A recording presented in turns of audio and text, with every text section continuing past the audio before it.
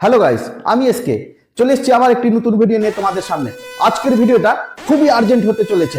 যদি তোমরা আজকের ভিডিওটা মিস করে দাও তাহলে তোমাদের লক্ষ্মী ভান্ডার, বার্ধক্য ভাতা, মানবিক ভাতা, যা তোমাদের বিধবা ভাতা, যা যে কোনো প্রকল্পের তোমরা ভাতা পাও না বা পেনশন পাও না, সবগুলো কিন্তু বন্ধ হয়ে যাবে। একদম যাকে বলে আর্জেন্ট ভিডিও।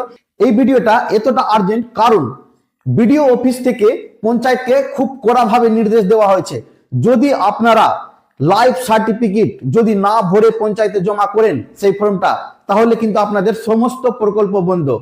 তাই বন্ধুরা, আজকে আমি তোমাদেরকে সেই ফর্মটা কিভাবে ভরতে হয় সেই স্টেপটা ধাপে ধাপে শেখাবো এবং ভিডিওর ডিসক্রিপশনে সেই ফর্মটা আমি দিয়ে দিব। সেখান থেকে তোমরা ডাউনলোড করে নিজের নিজের পঞ্চায়েতে দিয়ে দিবে। আমি যেভাবে ফর্ম ফিল আপ করবো ঠিক তোমরাই ওইভাবেই ফর্ম ফিল আপটা করবা, না হলে কিন্তু তোমাদের জন্য খুবই বিপদ রয়েছে। তবে চলো কিভাবে ফর্মটা ফিল আপ করতে হয় সেটা আমরা দেখে নিব মোবাইল স্ক্রিনে। তো চলো ভিডিওটা শুরু করা যাক। তো হ্যালো বন্ধুরা, এটাই হচ্ছে সেই ফর্ম, সেটা হচ্ছে লাইফ সার্টিফিকেট ফর্ম। এই ফর্মটা যদি তোমরা অফিসে না জমা দাও তাহলে তোমাদের সমস্ত প্রকল্পগুলো বন্ধ হয়ে যাবে। তো দেখে নিব আমরা কিভাবে সেই ফর্মটা ফিল আপ করতে হয়। সেটা হচ্ছে লাইফ সার্টিফিকেট ফর্ম। তো দেখে নিব আমরা বন্ধুরা যে কিভাবে আমরা ফর্ম ফিল আপটা করবো। প্রথমে লেখা আছে যে জীবিত থাকা সম্পর্কিত ঘোষণাপত্র। এইটা হচ্ছে মানে আমরা ঘোষণা করছি যে আমরা বেঁচে আছি এবং আমরা ভাতা পাওয়ার জন্য যোগ্য আছি। তো দেখে নিব আমরা প্রথমে কি বলতে চাইছে।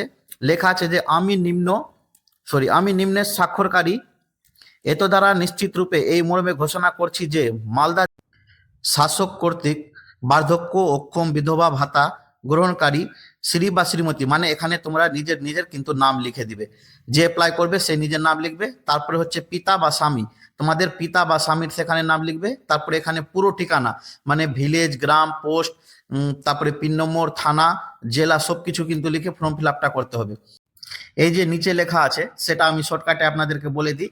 এটার মানে হচ্ছে যে একজনা ব্যক্তি ঘোষণা করছে, যে ঘোষণা কি করছে যে সেই ব্যক্তিটা বেঁচে আছে এবং তার সেখানে সিগনেচার করতে বলছে। তাহলে আপনারা এখানে যে ভাতা গ্রহণকারীর পুরো স্বাক্ষর লেখা আছে সেখানে অ্যাপ্লিকেন্টকে সিগনেচার করতে হবে। তারপরে ঘোষণাকারীর স্বাক্ষর সেখানে করতে হবে যেখানে আপনারা তীর চিহ্নটা যাচ্ছে।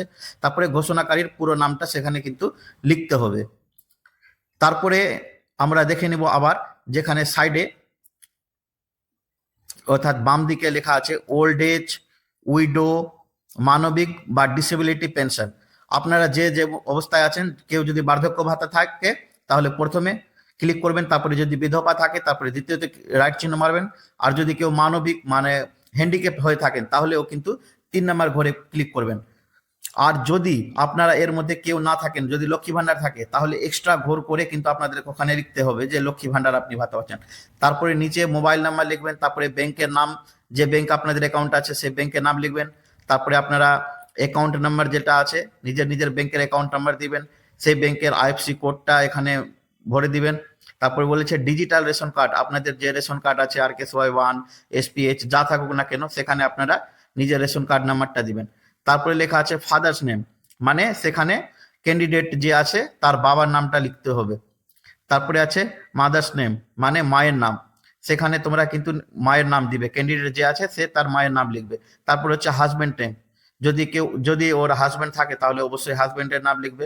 তারপর নিচে রয়েছে আধার কার্ড নাম্বার, সেখানে তোমরা কিন্তু আধার কার্ড নাম্বার দিয়ে দিবে। আর তারপরে এদিকে যে ডান সাইডে রয়েছে অফিসিয়াল সিল, স্থান, তারিখ, এগুলাতে তোমরা কিন্তু কিছুতে হাতও দেবেন না। মানে এগুলা টোটাল অফিসদের কাজ, এগুলা শুধু অফিস ফিল আপ করবে, আপনারা কিছু ফিল আপ করবেন না। তো ধন্যবাদ বন্ধুরা আপনাদেরকে ভিডিওটা দেখার জন্য। এরকম সরকারি প্রকল্পগুলো পেতে গেলে আমার চ্যানেলটিকে অবশ্যই সাবস্ক্রাইব করবেন। আর এই ফর্মটা আপনারা কিন্তু শীঘ্রই পঞ্চায়েতে দিয়ে দিবেন, না হলে কিন্তু আপনাদের অসুবিধা হয়ে যাবে। আপনারা যতগুলো প্রকল্পগুলো পাচ্ছেন সব বন্ধ হয়ে যাবে।